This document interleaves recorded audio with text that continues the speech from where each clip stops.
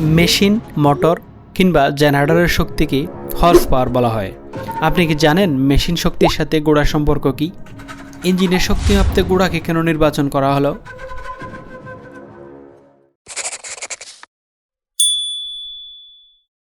1980-এর দশকে প্রকৌশলী জেম ওয়াট একটি অসাধারণ বাষ্প ইঞ্জিন তৈরি করেন, যা দিয়ে অনেক বাড়ি কাজ সহজেই করা যেত।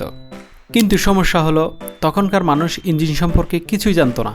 কেউ বুঝতে পারছিল না এটা আসলে কিভাবে কাজ করে এবং কতটা শক্তিশালী, যার ফলে ইঞ্জিনও বিক্রি হচ্ছিল না। জেম ওয়াট তখন একটা চমৎকার বুদ্ধি বের করেন। সে সময় কারখানা, খনি, যাতায়াত সব কিছুতেই ঘোড়া ব্যবহার হতো। ঘোড়ার শক্তি সবার কাছে পরিচিত, তাই তিনি ঘোড়াকে বেছে নিলেন তুলনার মাপকাঠি হিসেবে।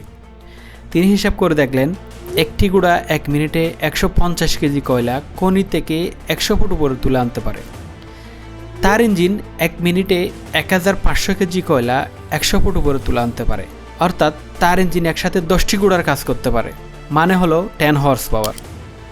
মানুষ বুঝলো, ইঞ্জিন বিক্রি শুরু হলো, আর সে থেকে ইঞ্জিনের শক্তির একক হয়ে গেল হর্স পাওয়ার। সহজ ভাষায়, আপনার কাছে যদি 110 সিসির 8 হর্স পাওয়ারের একটি বাইক থাকে, তার মানে হলো 8টি ঘোড়ার শক্তি আপনার হাতের মুঠোয়।